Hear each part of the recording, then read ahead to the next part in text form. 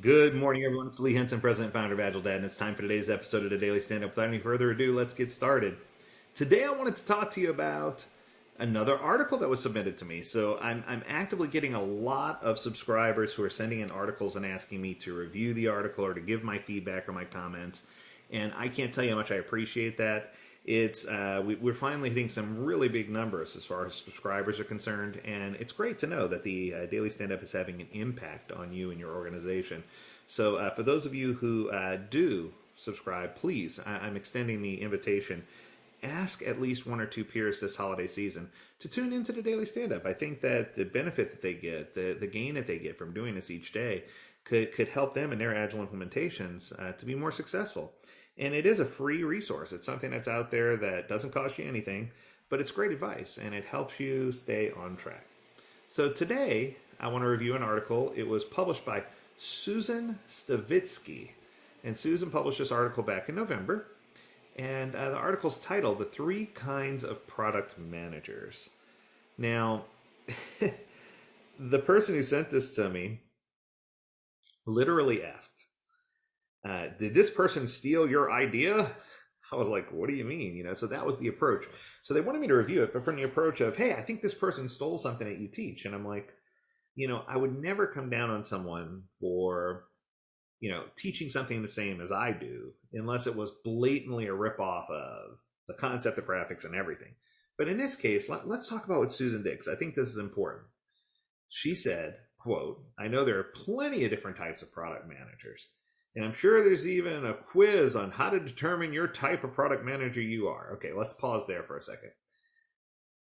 Anytime someone calls out product manager versus product owner, it creates this interesting conundrum where product manager manages multiple big projects. And we are just talking yesterday about descaling products or projects. So I think it's important to understand that sometimes the concept of product manager to me sort of is whimsical, because I already think product owners have too much on their plate. So if product owners already have too much on their plate, why put more as a product man? Anyway, I'm not going to go there. That would be my first question. But I'm going to run with it like it is and see where it takes me. So here are the three buckets that she calls out as three buckets for product managers. Which one do you fit in?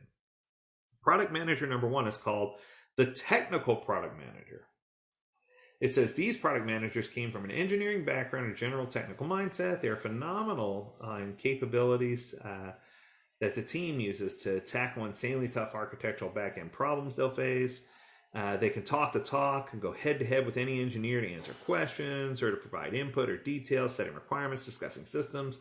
They handle it all. They just don't write good code, right? Or I shouldn't say they don't write good code. They're not writing the actual code there.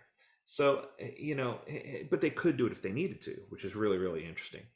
But this person is best when it comes to designing experiences and literally making sure we're following a good, solid technical solution that'll last for a long time. I understand that. I get that. I bet you know where I'm going next. The second product manager she discusses is called the customer driven product manager. This is the one who knows all the customers' whims, needs, wants, desires. They breathe life into the customer. They create targeted personas that allow for us to understand the customer implicitly. They often live and walk the day in the shoes of the customer, and they have customer engagements, and they sometimes even literally follow the customer and do customer observation about what they're doing. They follow social media trends to see what are people saying about our product or service.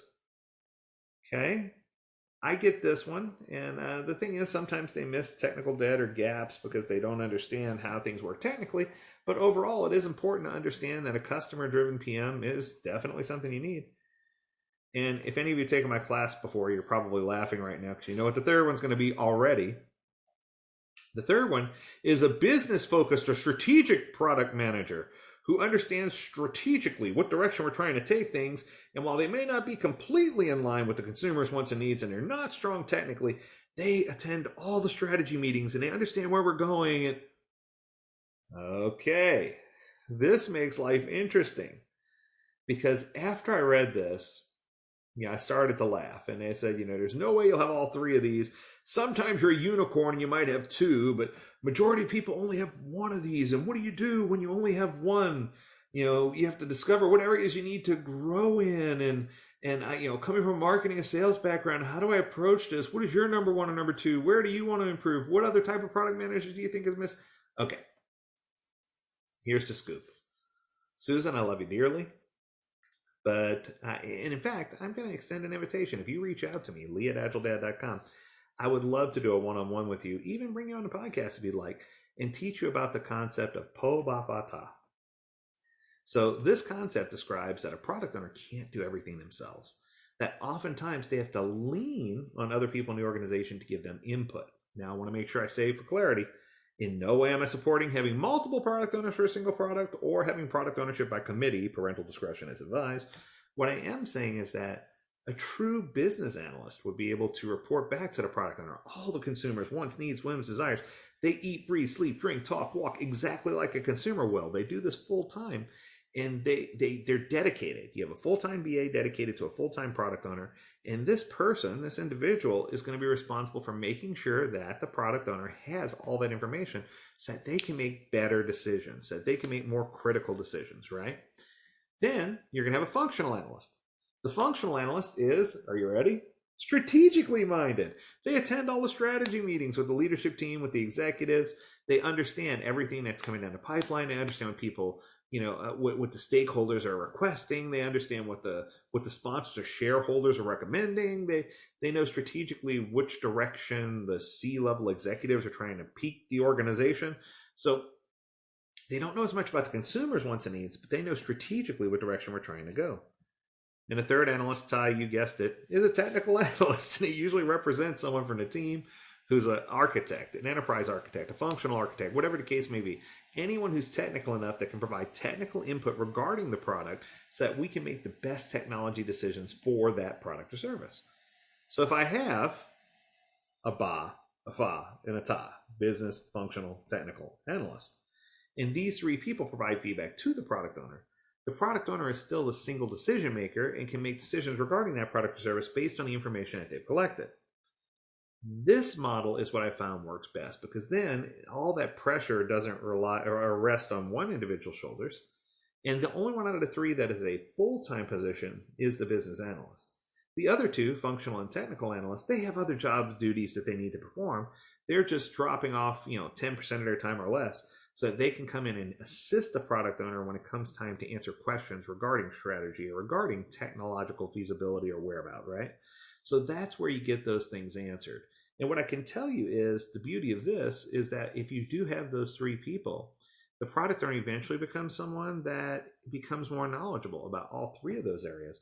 And it helps because then they can provide valuable input based on what they know eventually, and not always have to turn to these individuals unless they have to. So Susan, you nailed it. You knocked it out of the park.